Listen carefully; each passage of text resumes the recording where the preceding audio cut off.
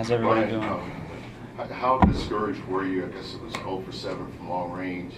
I mean, did you just feel like just keep shooting? Eventually, one was going to fall, and maybe others would follow? Yeah, I mean, I didn't really realize it until the last couple games. I've been in a really kind of big slump. But man, my teammates and coaches just tell me to keep shooting the ball. Like every time I miss, not to say that they get excited, but like, you know, they know the my numbers are going to average out, and I'm going to knock a couple down in the future. I remember I passed up, pump faked, and passed one to Cece, and he ended up making a shot, and Coach Mack still got mad at me for passing up the shot. So he was telling me, shoot it. No matter how many times I miss, my teammates and coaches just have the ultimate confidence in me that I'm going to make the next one.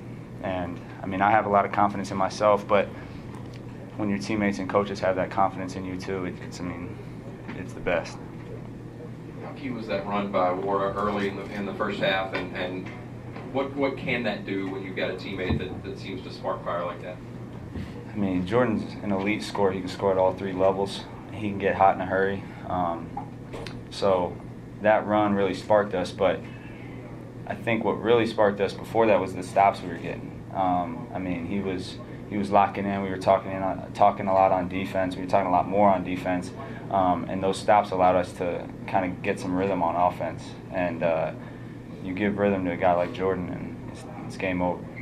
What's the huddle like when you're down 13, down 15, whatever it was in the first half?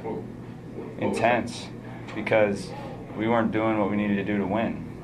We thought they were just going to lay down, and we weren't playing hard. We weren't talking. We had a bunch of defensive mishaps. I mean, so the coaches were getting on us to wake us up, and they should have. We weren't playing hard enough, and so the huddle was intense, but it woke us up, and you know, after the first 10, 12 minutes of the game, we were ready to play.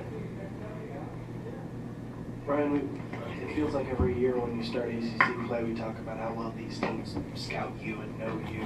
Yeah. How do you kind of respond to teams knowing that you're looking for spots on the floor, looking for open lanes to get your shot on? Just cut hard, run the offense hard. Obviously, with the way I shoot the ball, teams are gonna, you know, hone in on me. But teammates and coaches do a great job of trying to get me open looks and good looks. And if they're sucked in on me, I mean, that'll open the lane for somebody else. So if you constantly have to account for me, you know, because of the way I shoot, then it'll open up other things, and I'm okay with my teammates scoring. Like, I mean, as long as we score, that's all that matters. Is what we saw from Malik tonight, is that a sign of a particular matchup, or has he developed in such a way that I mean, he works. A recurring thing? Yeah, the thing with Leak is he just works every day. You know, sometimes his offense isn't there, but the thing, you know, when he's in the game is like he's always going to play hard. You know, he's always going to be working in the post. He's always going to be working for positioning, working for the rebound, working to set a screen. You know, he's going to run out hard. So the thing with Leak is like offense will eventually come as long as you play hard. Good things always happen to players that play their ass off. Oh, sorry. This is probably pretty obvious, but talk about his importance. I mean, you got to have somebody in the post, both defensively and offensively. Yeah. Malik's importance to you guys. Just his importance. I mean, the thing with Leak is like all he has to do is play hard. You know, we can get a contribution from him offensively, whether it's 0 points or 20 points. But if he's playing hard and locking in on defense, like, you know, the scoring's going to come from someone on the team. So obviously, when he's scoring the ball, it makes it very difficult to defend, because then you got to help in on him, and it frees up the shooters, me, Jordan, and everybody else that was knocking down shots. Brian, what do you attribute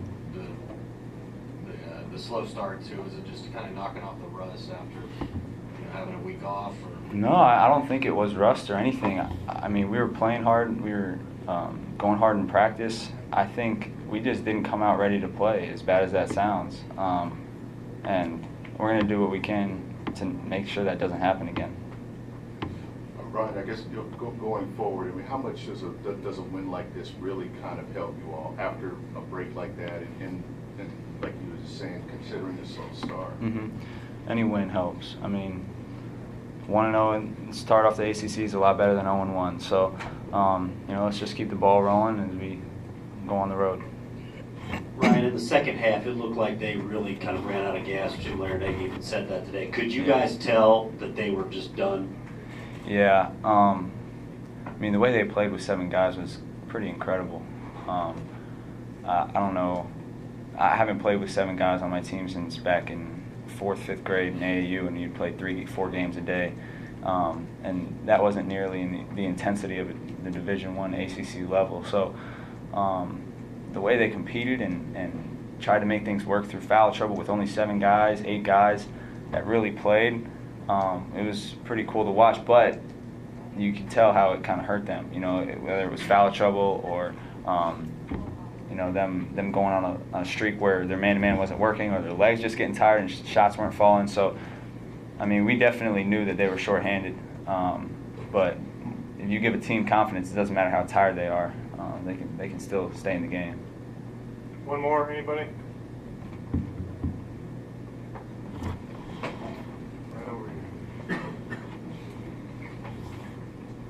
Ryan, are you guys as players doing anything to kind of encourage VJ to kind of keep playing? And I know you got a couple of putbacks tonight, Yeah. but for a guy who we all saw in high school be one of the best offensive players in the country in his class, Yeah. he's really been struggling.